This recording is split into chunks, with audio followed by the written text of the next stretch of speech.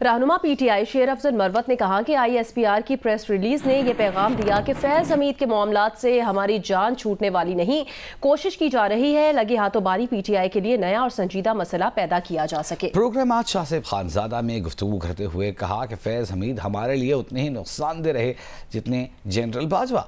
फैज हमीद की कुर्बत की वजह से हमें रजीम चेंज ऑपरेशन में भी कीमत चुकानी पड़ी। फैज हमीद के बायस हम आज भी फंसे हुए हैं, उनकी वजह से हमें कोई फ़ायदा नहीं हुआ।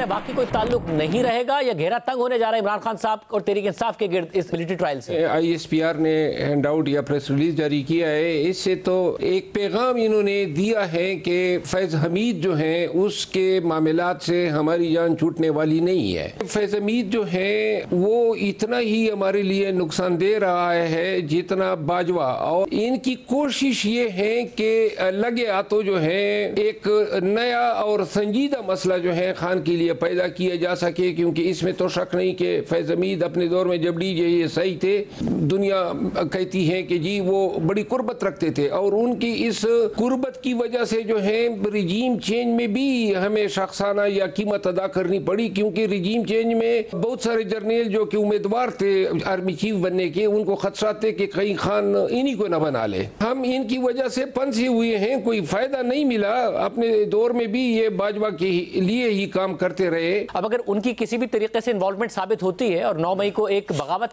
की कोशिश के तौर पर अगर लिया जाता है, आप कह रहे हैं वो खुद अपने तय होगी कोई कोशिश अगर जनरल फैज हमीद की होगी, जिस किस्म की उनकी नेचर थी, आप ये कह रहे हैं पार्टी का कोई ताल्लुक नहीं होगा या पार्टी का ताल्लुक साबित हो सकता है? ये अगर केस बना भी लेते हैं फैज हमीद पे और फैज हमीद की बयान की बुनियाद पे पीटीआई के खिलाफ, तो उस केस की कोई एविडेंस ही नहीं है। एक नाकाम कोशिश करेंगे और आत्मी नतीजा वही जो सैफर का निकला, जो इद्दत केस का निकला, वही नतीजा ऐसी तमाम कोशिशों का होगा। लेकिन कतई नजर इसके अगर कोई फौजी अफसर जो है जो रिटायर्ड हुआ हो और उस पर यह इल्जाम है कि उसने कोई मुआवनत की है, मुआवनत मटीरियल शक्ल में होनी चाहिए, सिर्फ हमदर्दी काफी नहीं है, और मटीरियल के कोई शवाहिद है ही नहीं। अगर कोई शवाहिद होते तो इन पे लाजिम था कि 9 मई के फौरन बाद इसको डिस्क्लोज करते। हमीद ने अगर कुछ किया है बिलफर्ज, तो उसने तने तना तो नहीं किया, वो तो कभी सामने ही नहीं आया है।